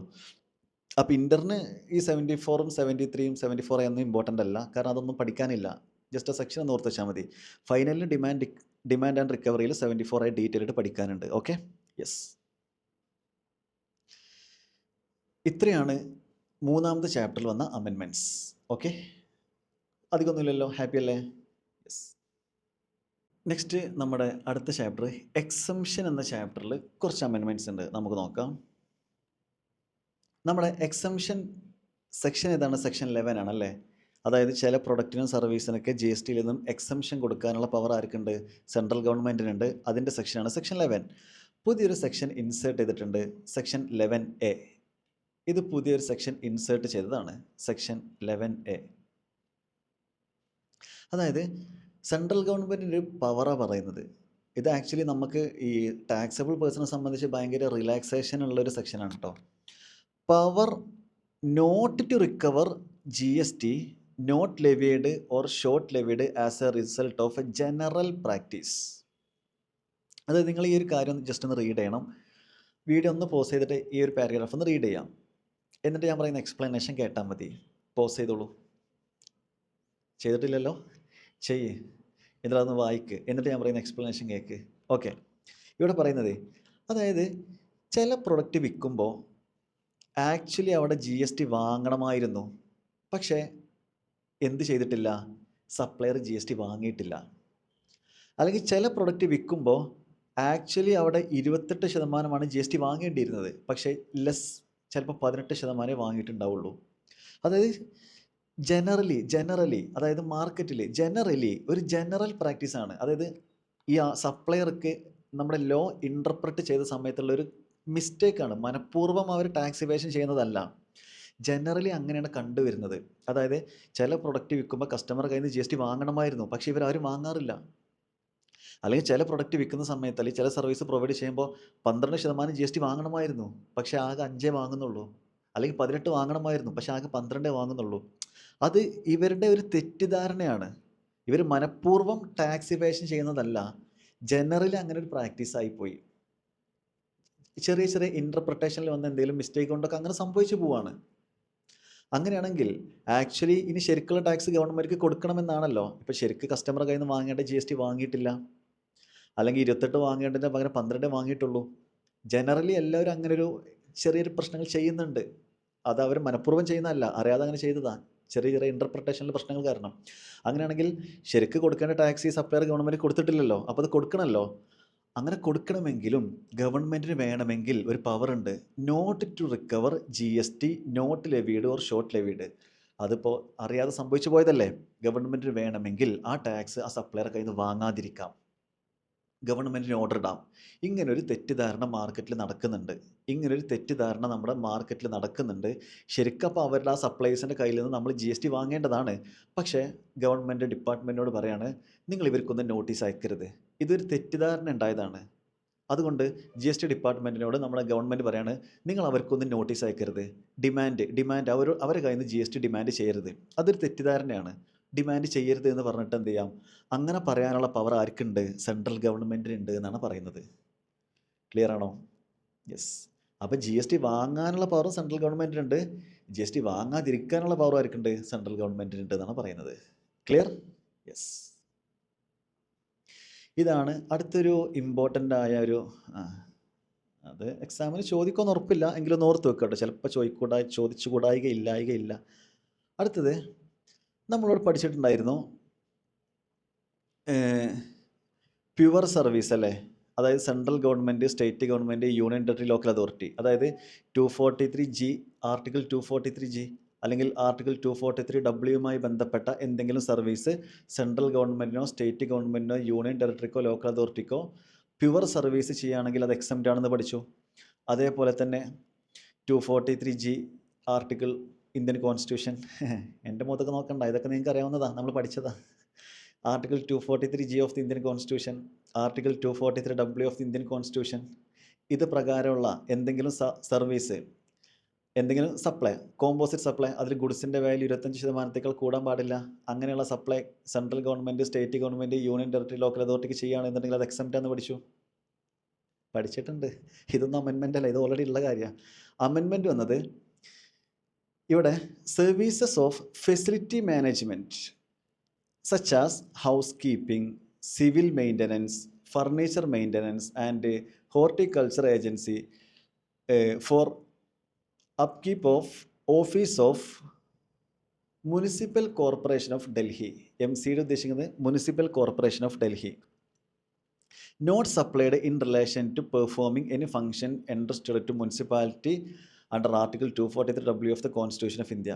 സോ ഇത് ടാക്സബിൾ എന്ന് വെച്ചാൽ സിമ്പിൾ, ഈ മുനിസിപ്പൽ കോർപ്പറേഷൻ ഓഫ് ഡൽഹിക്ക് ഈ ഹൗസ് കീപ്പിംഗ് അല്ലെങ്കിൽ സിവിൽ മെയിൻ്റനൻസ്, ഫർണിച്ചർ മെയിൻ്റനൻസ് ഇങ്ങനത്തെ സർവീസ് ചെയ്തു കൊടുക്കും. ആ ചെയ്തു കൊടുക്കുന്ന സർവീസ് ഒന്നും ആർട്ടിക്കിൾ 243W ബന്ധപ്പെട്ട കാര്യങ്ങളൊന്നുമല്ല. അപ്പോൾ മുനിസിപ്പൽ കോർപ്പറേഷൻ ഓഫ് ഡൽഹി അവരുടെ ഓഫീസിന്, ചിലപ്പോൾ അവരുടെ ഹെഡ് ഓഫീസിനൊക്കെ ആയിരിക്കാം അല്ലേ, ഈ മുനിസിപ്പൽ കോർപ്പറേഷൻ ഓഫ് ഡൽഹിയുടെ ഹെഡ് ഓഫീസിനോ അല്ലെങ്കിൽ അവരുടെ ഓഫീസിന് ഇതുപോലെയുള്ള house keeping service, maintenance service, furniture maintenance ഇങ്ങനെയൊക്കെ സർവീസ് ചെയ്ത് കൊടുക്കുമ്പോൾ അതൊന്നും 243W ബന്ധപ്പെട്ട സർവീസ് ഒന്നുമല്ല. അതിനൊക്കെ അവിടെ എന്ത് വരും? GST വരും എന്നാണ് പറയുന്നത്. Okay, yes. അടുത്ത ഇമ്പോർട്ടൻ്റ് ആയ ഒരു കാര്യങ്ങൾ അതിൽ പറയാനുണ്ട്. നോക്കട്ടെ കേട്ടോ, അത്ര ഇമ്പോർട്ടൻ്റ് ആണോ നോക്കാം. നമ്മൾ സ്കിൽ ഡെവലപ്മെൻറ്റ് സർവീസ് പഠിച്ചില്ലേ, സ്കിൽ ഡെവലപ്മെൻറ്റ് സർവീസ്. യെസ്, ഈ സ്കിൽ ഡെവലപ്മെൻറ്റ് സർവീസിലൊരു കാര്യം കൂടെ അഡീഷണലി വന്നിട്ടുണ്ട്. A training partner approved by national skill development corporation. അതായത് സ്കിൽ ഡെവലപ്മെൻറ്റ് സർവീസ് പ്രൊവൈഡ് ചെയ്യാണ്, സ്കിൽ ഡെവലപ്മെൻറ്റ് സർവീസസ് പ്രൊവൈഡ് ചെയ്യാണ്. ആരാ സർവീസ് പ്രൊവൈഡ് ചെയ്യുന്നത്? A training partner approved by national skill development corporation. അപ്പോൾ അവർ ചെയ്യുന്ന സ്കിൽ ഡെവലപ്മെൻറ്റ് സർവീസും GSTയിൽ നിന്നും എക്സംഷൻ ഉണ്ട്. ഇത്രയും കാര്യങ്ങളാണ് നമുക്ക് ഇമ്പോർട്ടൻ്റ് ആയിട്ട് 4th ചാപ്റ്റർ എക്സംഷൻ എന്ന ചാപ്റ്ററിൽ പഠിക്കാനുള്ളത്. ഓക്കെ, നെക്സ്റ്റ് നമ്മുടെ പ്ലേസ് ഓഫ് സപ്ലൈ എന്നുള്ള ചാപ്റ്ററിൽ ഒരു അമെൻമെൻ്റ് ഉണ്ട്. പ്ലേസ് ഓഫ് സപ്ലൈ എന്നുള്ള ചാപ്റ്ററിൽ സെക്ഷൻ 12 അതായത് ലൊക്കേഷൻ ഓഫ് സപ്ലയറും ലൊക്കേഷൻ ഓഫ് റെസിപ്പിയൻറ്റും ഇന്ത്യയാണ്. ആ കേസ് സെക്ഷൻ 12 നമ്മൾ പഠിച്ച കേസാണല്ലേ. ഓക്കെ, ഇവിടെ നമുക്കറിയാം, അതായത് 12(2) എന്ന് പറയുന്നത് ഒരു ജനറൽ കേസാണ്. ജനറൽ കേസിൽ പ്ലേസ് ഓഫ് സപ്ലൈ ഏതാണ് എന്നാണ് സെക്ഷൻ 12(2) പറയുന്നത്. അവിടെ നമ്മൾ സർവീസ് പ്രൊവൈഡ് ചെയ്യുന്നത് രജിസ്റ്റേർഡ് പേഴ്സൺ ആണെങ്കിൽ, റെസിപ്പിയൻറ്റ് രജിസ്റ്റേർഡ് പേഴ്സൺ ആണ് എന്നുണ്ടെങ്കിൽ പ്ലേസ് ഓഫ് സപ്ലൈ എന്ന് പറയുന്നത് ലൊക്കേഷൻ ഓഫ് സച്ച് റെസിപ്പിയൻ്റ് ആണ്.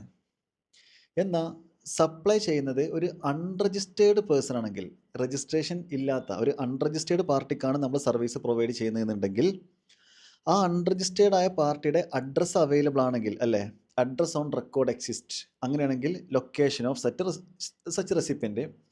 ഇനി അഡ്രസ്സ് അവൈലബിൾ അല്ലെങ്കിലോ പ്ലേസ് ഓഫ് സപ്ലൈ എന്ന് പറയുന്നത് ലൊക്കേഷൻ ഓഫ് സപ്ലയർ ആണ്. ഇത് നമുക്കറിയാവുന്ന കേസാണ്.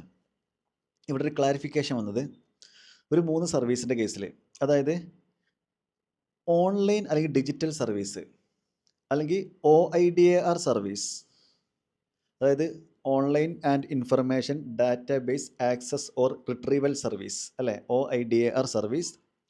മറ്റൊന്ന് online gaming, online money gaming. ഈ 3 സർവീസിൻ്റെ കേസിൽ ഈ 3 സർവീസ് ഒരു അൺരജിസ്റ്റേർഡ് ആയ ആൾക്ക് ചെയ്യാണ്. അപ്പോൾ ഈ 3 സർവീസ് ഒരു അൺരജിസ്റ്റേർഡ് ആയ ആളുകൾക്ക് ചെയ്യാണ്. അപ്പോൾ 12 പറയുന്നുണ്ട്, ഇവിടെ പറയുന്നത് ക്ലാരിഫിക്കേഷനാണ്. ഈ 3 സർവീസ് ഒരു അൺരജിസ്റ്റേർഡ് ആയ ആളുകൾക്ക് ചെയ്യുകയാണ് എന്നുണ്ടെങ്കിൽ അഡ്രസ്സ് അവൈലബിൾ ആണെങ്കിൽ ആ അൺരജിസ്റ്റേർഡ് ആയ റെസിപ്പിയൻറ്റിൻ്റെ, ഈ 3 സർവീസും അൺരജിസ്റ്റേർഡ് ആയ ആളുകൾക്കാണ് ചെയ്യുന്നത്, ആ അൺരജിസ്റ്റേർഡ് ആയ റെസിപ്പിയൻറ്റിൻ്റെ അഡ്രസ്സ് അവൈലബിൾ ആണെങ്കിൽ ലൊക്കേഷൻ ഓഫ് റെസിപ്പിയൻ്റ് ആണ് place of supply. Address available അല്ലെങ്കിലോ ലൊക്കേഷൻ ഓഫ് ദ സപ്ലയർ ആണ്. അങ്ങനെയാണെങ്കിൽ ഇവിടെ ക്ലാരിഫിക്കേഷൻ പറഞ്ഞത് ഈ 3 സർവീസ് പ്രൊവൈഡ് ചെയ്യുമ്പോൾ ആ സപ്ലയർ എന്ത് ചെയ്യണം എന്നറിയോ? Mandatorily required to record the name of the state of the recipient on the tax invoice. ഈ 3 സർവീസും പ്രൊവൈഡ് ചെയ്യുന്ന സപ്ലയർ നിർബന്ധമായിട്ടും irrespective of the value of supply, എത്ര ചെറിയ വാല്യൂ ആണോ എത്ര വലിയ വാല്യൂയുടെ സപ്ലൈ ആണോ എന്ന് നോക്കണ്ട, ഈ 3 സർവീസ് ഒരു അൺരജിസ്റ്റേർഡ് ആയ റെസിപ്പിയൻറ്റിന് കൊടുക്കുകയാണെന്നുണ്ടെങ്കിൽ ആ റെസിപ്പിയൻറ്റിൻ്റെ സ്റ്റേറ്റിൻ്റെ നെയിം ഇൻവോയ്സിൽ കൊടുക്കൽ മാൻഡേറ്ററി ആണ്. അങ്ങനെയാണെങ്കിൽ ആ സ്റ്റേറ്റിൻ്റെ നെയിം, ആ സ്റ്റേറ്റാണ് അഡ്രസ് ഓഫ് ദ റെസിപ്പിയൻ്റ് ആയിട്ട് കണക്കാക്കുക. അങ്ങനെയാണെങ്കിൽ ആ സ്റ്റേറ്റ് അത് ഏതാണോ ലൊക്കേഷൻ അതായിരിക്കും ഈ റെസിപ്പിയൻറ്റിൻ്റെ പ്ലേസ് ഓഫ് സപ്ലൈ എന്ന് പറയുന്നത്. അപ്പോൾ സിമ്പിളായിട്ട് പറഞ്ഞാൽ ഇത്രയേ ഉള്ളൂ. ഈ 3 സർവീസ് അൺരജിസ്റ്റേർഡ് ആയ പേഴ്സണ് കൊടുക്കുകയാണെന്നുണ്ടെങ്കിൽ ആ അൺരജിസ്റ്റേർഡ് പേഴ്സൻ്റെ സ്റ്റേറ്റ് ഏതാണോ അതാണ് പ്ലേസ് ഓഫ് സപ്ലൈ എന്ന് പറയുന്നത്. അപ്പോൾ ആ അൺരജിസ്റ്റേർഡ് ആയ പേഴ്സൻ്റെ സ്റ്റേറ്റ് അതാണ് ഇവിടെ പ്ലേസ് ഓഫ് സപ്ലൈ എന്ന് പറയുന്നത്. ക്ലിയർ ആണോ? യെസ്. അപ്പോൾ ഇവിടെ മാൻഡേറ്ററിൽ എന്ത് കൊടുത്തിരിക്കണം? ഈ സപ്ലയർ ഇഷ്യൂ ചെയ്യുന്ന ഇൻവോയ്സിൽ ആ റെസിപ്പിയൻറ്റിൻ്റെ സ്റ്റേറ്റിൻ്റെ പേര് കൊടുത്തിരിക്കണം. സോ അവിടെ അപ്പോൾ ലൊക്കേഷൻ അവൈലബിൾ ആയി, നമുക്കെന്തായി, ആ റെസിപ്പിയൻറ്റിൻ്റെ അഡ്രസ്സ് അവൈലബിൾ ആയി, ഈ സ്റ്റേറ്റ് നെയിം അതാണ് അഡ്രസ്സായിട്ട് കണക്കാക്കുക. അങ്ങനെയാണെങ്കിൽ അഡ്രസ്സ് അവൈലബിൾ ആണ്. അഡ്രസ്സ് അവൈലബിൾ ആണെങ്കിൽ ലൊക്കേഷൻ ഓഫ് റെസിപ്പിയൻ്റ് ഏത് സ്റ്റേറ്റ് ആണോ ആ സ്റ്റേറ്റാണ് പ്ലേസ് ഓഫ് സപ്ലൈ എന്ന് പറയുന്നത്. Okay, yes, good. ഇതാണ് നമുക്ക് പ്ലേസ് ഓഫ് സപ്ലൈയിലുള്ളൊരു അമെൻമെൻറ്റ്. Okay, yes.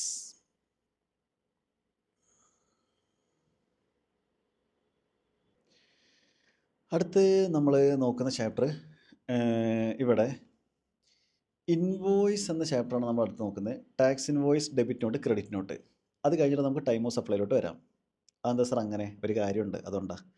ഓക്കെ, അപ്പോൾ invoice, debit not, credit note, invoice, credit note, debit നോട്ടിൽ ഓക്കെ, ഇവിടെ നമ്മൾ സെക്ഷൻ 31(3)(f) എന്നൊരു സെക്ഷൻ പഠിച്ചിട്ടുണ്ടായിരുന്നു. നമ്മൾ ക്ലാസ്സിൽ ഡിസ്കസ് ചെയ്തിട്ടുണ്ടായിരുന്നു സെൽഫ് ഇൻവോയ്സ്.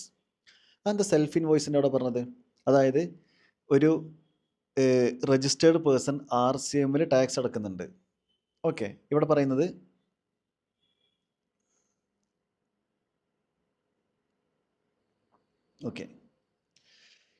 ശ്രദ്ധിച്ചോ, a registered person who is liable to pay tax under reverse charge. Reverse ചാർജിൻ്റെ സെക്ഷൻ ഏതായിരുന്നു?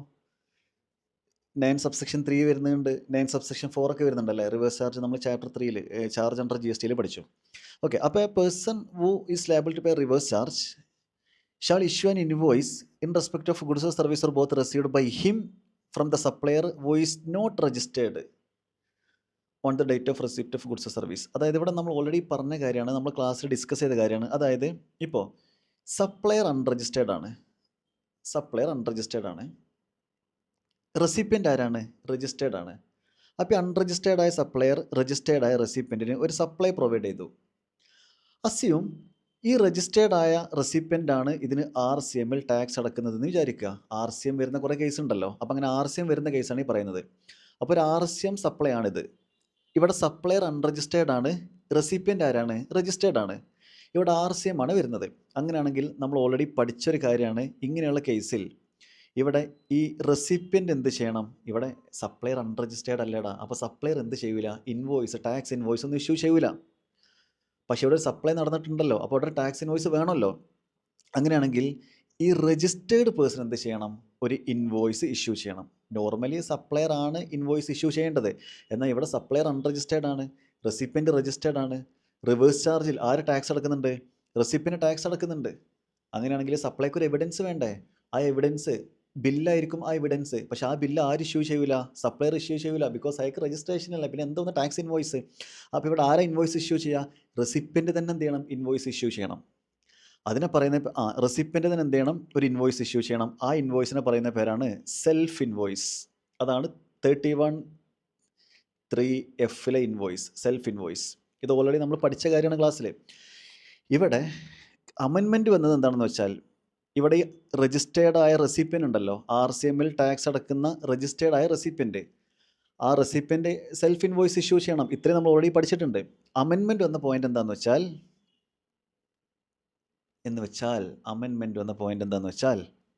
ഒന്നാമത്തെ പോയിന്റ്, സപ്ലയർ ആരായിരിക്കണം എന്ന് പറഞ്ഞത്? അൺരജിസ്റ്റേർഡ് ആണെന്ന് പറഞ്ഞില്ലേ?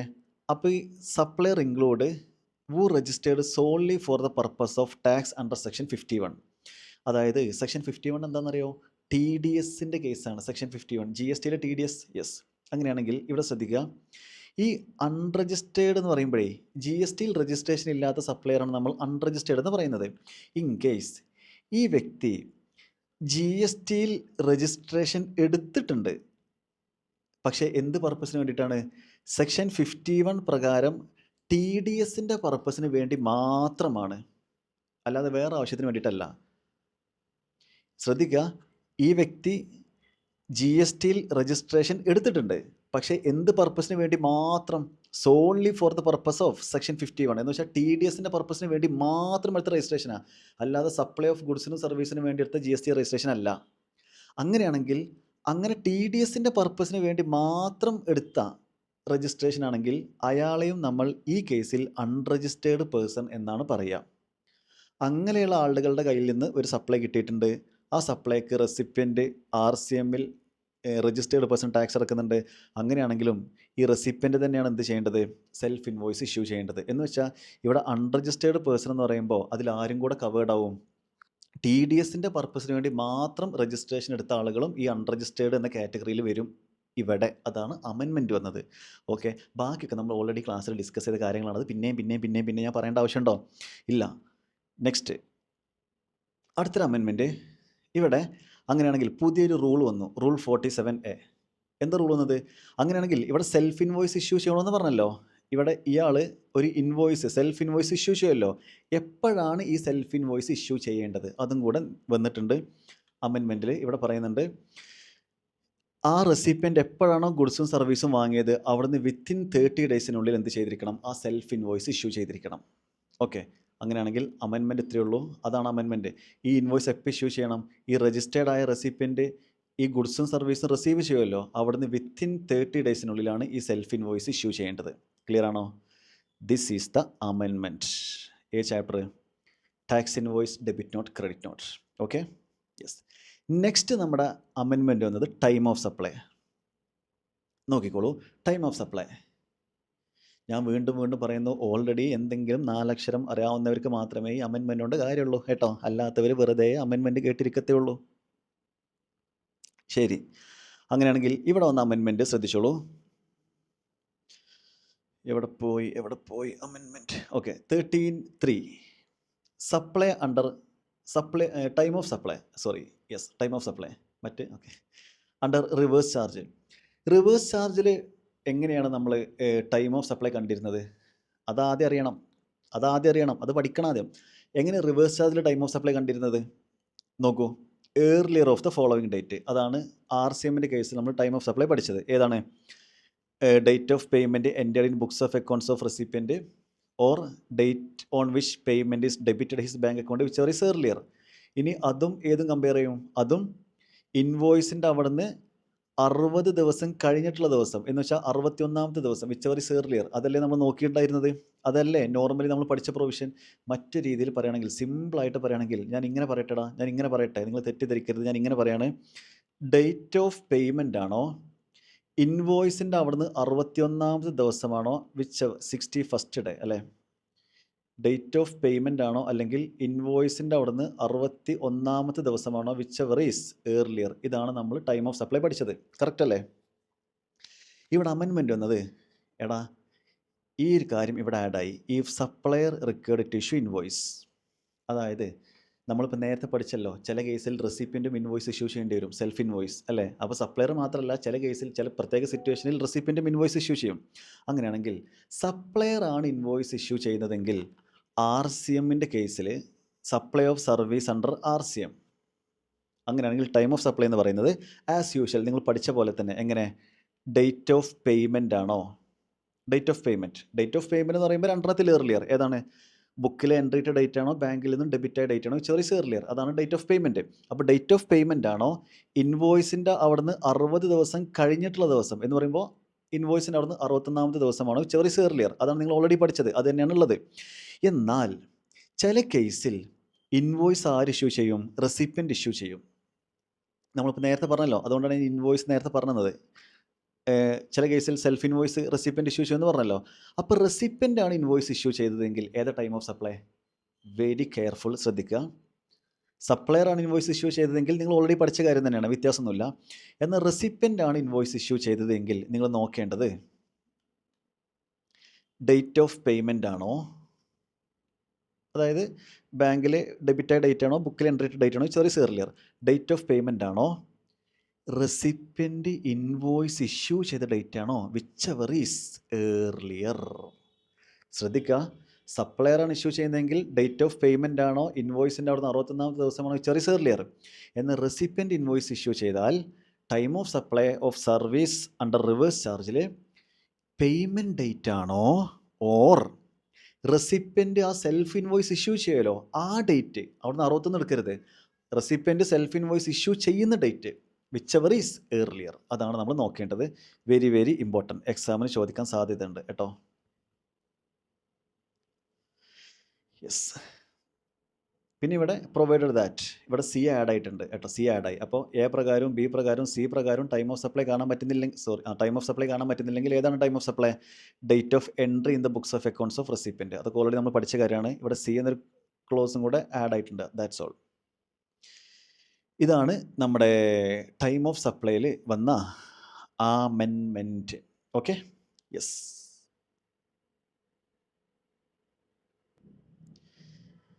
അടുത്തത് നമ്മുടെ വാല്യൂ ഓഫ് സപ്ലൈയിൽ പ്രത്യേകിച്ച് ചേഞ്ചുകളൊന്നുമില്ല.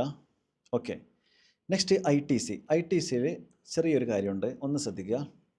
ITCയിൽ നമ്മളിവിടെ പഠിച്ചിട്ടുണ്ടായിരുന്നു, ആര് പഠിച്ചു ITC കിട്ടണമെങ്കിൽ ഒരു കണ്ടീഷനായിരുന്നു ഏത്? He has received the goods അല്ലേ? സെക്ഷൻ 16(2)(b) പറഞ്ഞ കണ്ടീഷനായിരുന്നു റെസിപ്പിയൻറ്റിന് ഗുഡ്സ് കിട്ടണം. അങ്ങനെ കിട്ടിയാലേ ITC ക്ലെയിം ചെയ്യാൻ പറ്റുള്ളൂ. കറക്റ്റ് അല്ലേ? യെസ്. എന്തോന്ന് കറക്റ്റ് സാറേ അല്ലേ? ചിലർ അങ്ങനെ ചിന്തിക്കുന്നുണ്ട്, എന്തോന്ന് കറക്റ്റ്. ഓക്കെ, ഞാൻ പറഞ്ഞത് ഓൾറെഡി പഠിച്ചവർക്ക് ഇതുകൊണ്ട് കാര്യമുള്ളൂ. ഓൾറെഡി പഠിച്ചവർക്ക് അമെൻമെൻറ്റിൻ്റെ ക്ലാസ് കൊണ്ട് കാര്യമുള്ളൂ എന്ന്. ഓക്കെ, അപ്പോൾ ഗുഡ്സ് കൈ കിട്ടണം റെസിപ്പിയൻറ്റിൻ്റെ, അങ്ങനെയാണെങ്കിൽ റെസിപ്പിയൻറ്റിന് ITC ക്ലെയിം ചെയ്യാൻ പറ്റുള്ളൂ. ഓക്കെ, ഇവിടെ ഒരു ക്ലാരിഫിക്കേഷൻ വന്നത്, ഓട്ടോമൊബൈൽ സെക്ടർ ഉണ്ടല്ലോ, അവിടെയാണ് മെയിനായിട്ട് ഈ ഒരു കാര്യം നടക്കുന്നത്. അതുകൊണ്ടാണ് ഒരു ക്ലാരിഫിക്കേഷൻ വന്നത്. ഇനിയിപ്പോൾ ഇവർക്കല്ല, കോമൺലി ഇത് എല്ലാവർക്കും അപ്ലിക്കബിൾ ആണ് ഞാൻ ഈ പറയുന്ന point. Okay, ITC on X factory basis supply. എന്താ എക്സ് ഫാക്ടറി ബേസിസ് സപ്ലൈ എന്ന് വെച്ചാൽ, ഗുഡ്സ് കൊണ്ടുപോയിട്ട് നമ്മൾ കസ്റ്റമറുടെ അടുത്ത് കൊടുക്കൂല, ഇവിടെ വന്നിട്ട് വേണമെങ്കിൽ കൊണ്ടുപോകേണ്ടി വരും അല്ലേ? ഗുഡ്സ് നമ്മൾ എന്ത് ചെയ്യാണ്, കൊണ്ടുപോയിട്ട് കസ്റ്റമറുടെ അടുത്ത് കൊടുക്കൂല. വേണമെങ്കിൽ കസ്റ്റമർ ഇവിടെ നിന്ന് കൊണ്ടുപോയിക്കോട്ടെ, അല്ലെങ്കിൽ ഇവിടുന്ന് വണ്ടി കയറ്റി കൊടുക്കും, അവിടെ എത്തിച്ചു കൊടുത്തോട്ടെ. നമ്മൾ നേരിട്ട് കൊണ്ടുപോയിട്ട് എന്ത് ചെയ്യൂല, കസ്റ്റമറുടെ അടുത്ത് എത്തിക്കൂല. ഓക്കെ, അപ്പോൾ അതാണ് എക്സ് ഫാക്ടറി ബേസിസ്. അപ്പോൾ ഇവിടെ പറയുന്നത്, ഇവിടെ അത് സെക്ഷൻ ഏതായിരുന്നു? സെക്ഷൻ 16(2). അതിൻ്റെ ഒരു എക്സ്പ്ലനേഷൻ വന്നതാണ്, the registered person can be considered have received the said goods at the time of such handing over the goods by supplier to the transporter at his factory gate for their own word transmission to the registered person, the dealer. Very simple very simple very simple. എന്താണെന്ന് വെച്ചാൽ ഒന്ന് നോക്കിയടാ, ഇവിടെ ഒരു original equipment manufacturer ഉണ്ട്, അതായത് components ഒക്കെ manufacture ചെയ്യുന്ന ഒരു മാനുഫാക്ചറർ. ഇവിടെ ഒരു ഓട്ടോമൊബൈൽ ഡീലർ ഉണ്ട്, ഓട്ടോമൊബൈൽ ഡീലർ. അപ്പോൾ ഈ ഒറിജിനൽ എക്യുപ്മെൻറ്റ് മാനുഫാക്ചറർ അവരെന്ത് ചെയ്യും, എക്യുപ്മെൻറ്റ്സ് ഒക്കെ മാനുഫാക്ചർ ചെയ്തിട്ട് ഈ ഓട്ടോമൊബൈൽ ഡീലർക്ക് കൊടുക്കും. ഓക്കെ, അപ്പോൾ ഈ ഒറിജിനൽ എക്യുപ്മെൻറ്റ് മാനുഫാക്ചറർ ഓട്ടോമൊബൈൽ ഡീലർക്ക് എന്ത് കൊടുക്കുകയാണ്, ഗുഡ്സ് കൊടുക്കുകയാണ്. അപ്പോൾ നോക്കൂ, ഒറിജിനൽ എക്യുപ്മെൻറ്റ് മാനുഫാക്ചറർ അവർ മാനുഫാക്ചർ ചെയ്ത എക്യുപ്മെൻറ്റ് ഓട്ടോമൊബൈൽ ഡീലർക്ക് കൊടുത്തു. ഓട്ടോമൊബൈൽ ഡീലർക്ക് ആ ഗുഡ്സ് കിട്ടിക്കഴിഞ്ഞാൽ ഓട്ടോമൊബൈൽ ഡീലർക്ക് എന്ത് കിട്ടും, ITC കിട്ടും. നമ്മൾ പഠിച്ച കണ്ടീഷനായിരുന്നു ഗുഡ്സ് റിസീവ് ചെയ്താൽ റെസിപ്പിയൻറ്റിന് ITC ക്ലെയിം ചെയ്യാൻ പറ്റുള്ളൂ. എന്നാൽ എക്സ് ഫാക്ടറി ബേസിലാണെങ്കിൽ ഈ ഗുഡ്സ് നേരിട്ട് ചിലപ്പോൾ എത്തിച്ചു കൊടുക്കൂല. അതിന് പകരം ഇവരെന്ത് ചെയ്യുന്നറിയോ, ഈ ഗുഡ്സ് ഒരു വണ്ടിയിൽ കയറ്റി കൊടുക്കും. എന്നിട്ട് ഈ വണ്ടി ഇവിടെ ഒരു വെഹിക്കിൾ, ഒന്ന് സ്റ്റാൻഡേർഡ് ആവുകയാണെങ്കിൽ ഒരു വെഹിക്കിൾ വണ്ടി എന്നൊക്കെ പറയുമ്പോൾ ഓക്കെ, ഈ ഒറിജിനൽ എക്യുപ്മെൻറ്റ് മാനുഫാക്ചർ എന്ത് ചെയ്യും, ഈ ഓട്ടോമൊബൈൽ ഡീലർ എന്ത് ചെയ്തിട്ടുണ്ടാവും, ഒരു വെഹിക്കിൾ ഇങ്ങോട്ട് പറഞ്ഞു വിട്ടിട്ടുണ്ടാവും ആ ഗുഡ്സ് എടുത്ത് കൊണ്ടുവരാൻ വേണ്ടിയിട്ട്. അങ്ങനെയാണെങ്കിൽ ഈ ഒറിജിനൽ എക്യുപ്മെൻറ്റ് മാനുഫാക്ചർ എന്ത് ചെയ്യും, ഈ വെഹിക്കിളിൽ ഈ ഗുഡ്സ് ലോഡ് ചെയ്യും. എന്നിട്ട് ഈ വെഹിക്കിൾ എന്ത് ചെയ്യും, നേരെ ഇങ്ങോട്ട് വന്നിട്ട് ഈ ഓട്ടോമൊബൈൽ ഡീലറുടെ ഷോപ്പിലോട്ട് ഈ ഗുഡ്സ് എത്തിച്ചു കൊടുക്കും. ഇതാണ് എക്സ് ഫാക്ടറി ബേസിസ്. അതായത് ഈ ഒറിജിനൽ എക്യുപ്മെൻറ്റ് മാനുഫാക്ചറർ ഈ ഗുഡ്സ് ഇങ്ങോട്ട് എത്തിച്ച് കൊടുക്കില്ല. അതിന് പകരം ഈ ഓട്ടോമൊബൈൽ ഡീലർ എന്ത് ചെയ്യണം, അവിടെ പോയിട്ട് ഗുഡ്സ് എടുത്ത് കൊണ്ടുവരണം. അങ്ങനെയാണെങ്കിൽ ഈ ഓട്ടോമൊബൈൽ ഡീലർ ഈ ഒരു വെഹിക്കിൾ ത്രൂ ഈ ഗുഡ്സ് ഇങ്ങോട്ട് കൊണ്ടുവരുമല്ലോ. അങ്ങനെയാണെങ്കിൽ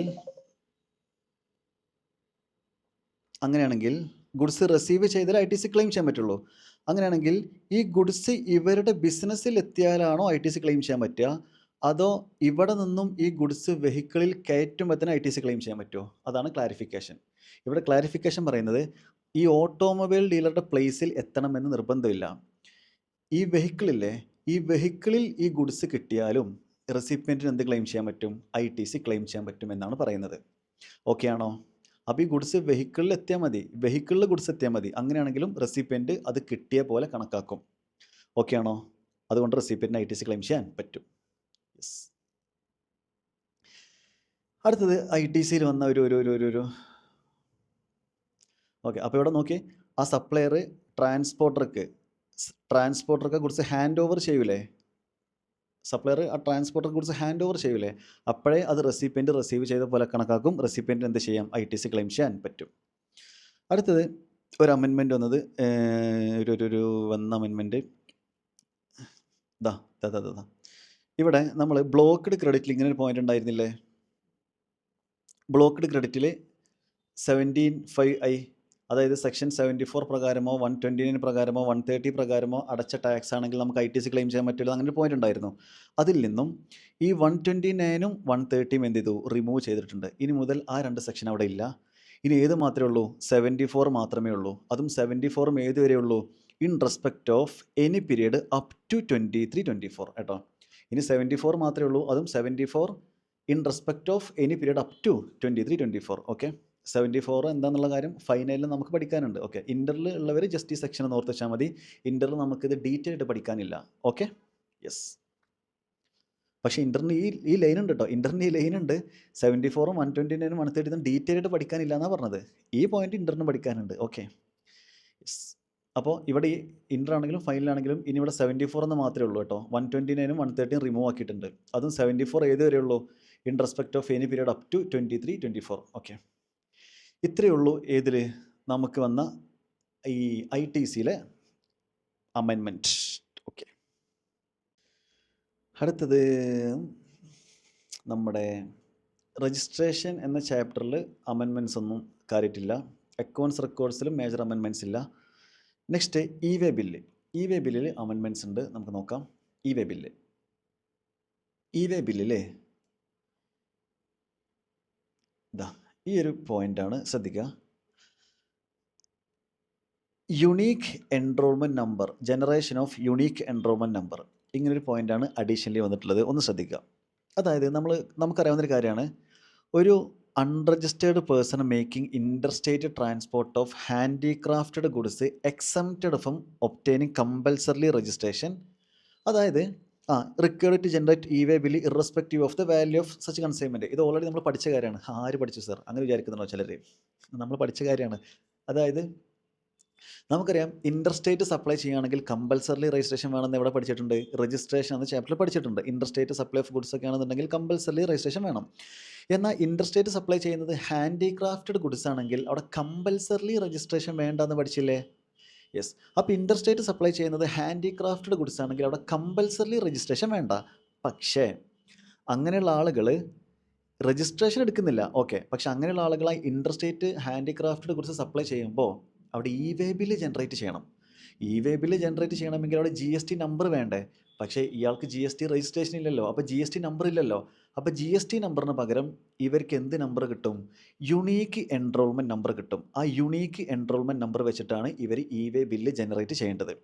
അപ്പോൾ ഈ യുണീക്ക് എൻറോൾമെൻറ്റ് നമ്പർ എവിടെ നിന്ന് കിട്ടുക? നമ്മുടെ കോമൺ പോർട്ടലിൽ ഒരു പ്രിസ്ക്രൈബ്ഡ് ഫോമൊക്കെ സബ്മിറ്റ് ചെയ്യുകയാണെന്നുണ്ടെങ്കിൽ ആ ഫോമിൽ നമ്മൾ ഡീറ്റെയിൽസും കാര്യങ്ങളൊക്കെ കൊടുക്കുകയാണെന്നുണ്ടെങ്കിൽ നമുക്ക് നമ്മുടെ GSTയുടെ കോമൺ പോർട്ടലിൽ നിന്നും എന്ത് കിട്ടും? യുണീക്ക് എൻറോൾമെൻറ്റ് നമ്പർ കിട്ടും. ആ എൻറോൾമെൻറ്റ് നമ്പർ വെച്ചിട്ടാണ് ഇ വേ ബില്ല് ജനറേറ്റ് ചെയ്യേണ്ടത്. ഓക്കെ. അതേപോലെ unregistered person opting to generate e way bill. ഇനിയിപ്പോൾ ഒരു അൺരജിസ്റ്റേർഡ് ആയ വ്യക്തിയാണ്, അയാൾക്ക് സ്വമേധയാ ഇ വേ ബില്ല് ജനറേറ്റ് ചെയ്യണം തോന്നുകയാണ്. അയാൾ കുറച്ച് ഗുഡ്സ് കൊടുക്കുന്നുണ്ട്, അപ്പോൾ അയാൾക്ക് GST രജിസ്ട്രേഷൻ ഇല്ല. പക്ഷേ അയാൾക്ക് എന്താണ്? ഇ വേ ബില്ല് ജനറേറ്റ് ചെയ്യണം. പക്ഷേ ഇ വേ ബില്ല് ജനറേറ്റ് ചെയ്യണമെങ്കിൽ ഇയാൾക്ക് GST നമ്പർ വേണ്ടേ? ഇയാൾക്ക് GST നമ്പർ ഇല്ല. അപ്പോൾ അയാൾക്ക് എന്ത് ചെയ്യാം? കോമൺ പോർട്ടൽ അപ്ലിക്കേഷൻ കൊടുക്കുകയാണെങ്കിൽ നമ്മുടെ GSTയുടെ വെബ്സൈറ്റിൽ നിന്നും ഒരു യുണീക്ക് എൻറോൾമെൻറ്റ് നമ്പർ കിട്ടും. ആ എൻറോൾമെൻറ്റ് നമ്പർ വെച്ചിട്ട് ഈ അൺരജിസ്റ്റേർഡ് ആയ വ്യക്തികൾക്ക് എന്ത് ചെയ്യാൻ പറ്റും? ഇ വേ ബില്ല് ജനറേറ്റ് ചെയ്യാൻ പറ്റും. സിമ്പിളായിട്ട് പറഞ്ഞാൽ GST രജിസ്ട്രേഷൻ ഇല്ലാത്ത ആളുകൾക്കും ഇ വേ ബില്ല് ജനറേറ്റ് ചെയ്യാം. അവർക്ക് GST നമ്പറിന് പകരം ഏത് നമ്പർ യൂസ് ചെയ്താൽ മതി? യുണീക്ക് എൻറോൾമെൻറ്റ് നമ്പർ യൂസ് ചെയ്താൽ മതി. ആ നമ്പർ എവിടെ നിന്ന് കിട്ടും സാറേ? അത് നമുക്ക് GSTയുടെ കോമൺ പോർട്ടലിൽ നമ്മളൊരു പ്രിസ്ക്രൈബ്ഡ് ഫോം സബ്മിറ്റ് ചെയ്യുകയാണെന്നുണ്ടെങ്കിൽ നമുക്കത് കിട്ടും. Okay, yes. ഇതാണ് ഇ വേ ബില്ലിലുള്ള അപ്ഡേഷൻസ്. നെക്സ്റ്റ്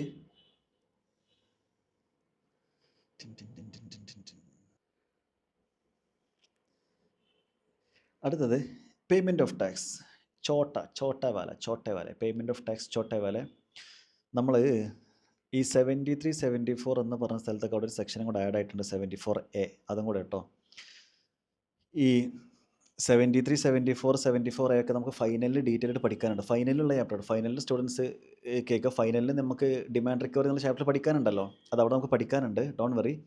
ഇൻ്റർ സ്റ്റുഡൻറ്റ് എന്ത് ചെയ്യുക? ഇത് ഈ സെക്ഷൻ നമ്പർ മാത്രം ഓർത്തിച്ചാൽ മതി, ഡീറ്റെയിൽ പഠിക്കാനില്ല. ഫൈനൽ സ്റ്റുഡൻറ്റിന് പഠിക്കാനുണ്ട്. എവിടെ പഠിക്കാനുണ്ട്? ഡിമാൻഡ് റിക്കവറി എന്നുള്ള ചാപ്റ്റർ ഡീറ്റെയിൽ ആയിട്ട് പഠിക്കാനുണ്ട് അല്ലേ? യെസ്. അപ്പോൾ ഇവിടെ ഒരു പേയ്മെൻറ്റ് ഓഫ് ടാക്സിലെ നമ്മൾ നമ്മുടെ ലാബിലിറ്റി ഡിസ്ചാർജ് ചെയ്യുന്നതിൻ്റെ ഓർഡർ ഉണ്ടായിരുന്നല്ലേ? ആ ഓർഡറിൽ ആദ്യം നമ്മൾ കറൻറ്റ് ടാക്സ് പീരീഡിലെ self assessment tax, other due set off ചെയ്യുക. പ്രീവിയസ് ടാക്സ് പീരീഡിലെ other due self assessed tax set off ചെയ്യുക. പിന്നെ നമ്മുടെ കറൻറ്റ് ടാക്സ് പീരീഡിലെ self assessed tax, other due എന്ത് ചെയ്യുക? പേ ചെയ്യുക. എന്നിട്ട് അവസാനമാണ് എന്ത് ചെയ്യേണ്ടത്? 73, 74 പ്രകാരം ഉള്ള ഡിമാൻഡ് നമ്മൾ ഡിസ്ചാർജ് ചെയ്യേണ്ടത്. അപ്പോൾ ഇവിടെ 73, 74 പിന്നെ ഏതും കൂടെ ആഡായി? 74A കൂടെ ആഡായി. അപ്പോൾ ഇപ്പോൾ 73, 74, 74A പ്രകാരമുള്ള വല്ല ഡിമാൻഡ് ഉണ്ടെങ്കിൽ അതാണ് നമ്മൾ അവസാനം പേയ്മെൻറ്റ് കൊടുക്കേണ്ടത്, നമ്മുടെ ലാബിലിറ്റി. ആ പേയ്മെൻറ്റാണ് നമ്മൾ അവസാനം കൊടുക്കേണ്ടത്. ഓക്കെ, ഈ ഒരു ഓർഡർ അവിടെ 74A ആഡ് ആയിട്ടുണ്ട്. Okay, yes. ഈ 74ഉം 74A ഒക്കെ പറയുന്നത് ഫ്രോഡുമായി ബന്ധപ്പെട്ട കേസ് കേട്ടോ. ഫ്രോഡുലൻ്റ് ആയിട്ട് ITC എടുക്കുക, ടാക്സ് ഇവേഷൻ്റെ കേസാണ് ഈ 74ഉം 74A ഒക്കെ പറയുന്നത്. അതൊക്കെ നമുക്ക് ഡിമാൻഡ് റിക്കവറി എന്നുള്ള ചാപ്റ്റർ ഫൈനലിൽ പഠിക്കാനുണ്ട്. ഇൻ്റർണീ സെക്ഷൻ മാത്രം ഓർത്ത് വെച്ചാൽ മതി കേട്ടോ. ഇത് എക്സാമിന് ചോദിക്കാൻ നല്ല സാധ്യതയുള്ള ഒരു ഏരിയയാണ്. ഓക്കെ, അതേപോലെ ഇവിടെ ഒരു സ്ഥലത്തും കൂടെ 74A ആഡ് ആയിട്ടുണ്ട് കേട്ടോ. ജസ്റ്റ് ഒന്ന് നോട്ട് ചെയ്ത് വെക്കുക. ഇവിടെയും കൂടെ കേട്ടോ 73, 74, 74A. ഈ സെക്ഷൻ 50 ഇൻട്രസ്റ്റ് ഓൺ ഡിലേഡ് പേയ്മെൻറ്റിൻ്റെ കേസിൻ്റെ അവിടെ ഇവിടെയും 74A ആഡ് ആയിട്ടുണ്ട്. വേറെ ചേഞ്ച് ഒന്നുമില്ല. ഓക്കെ, ഇത്രയേ ഉള്ളൂ നമുക്ക് payment of tax. Okay, yes.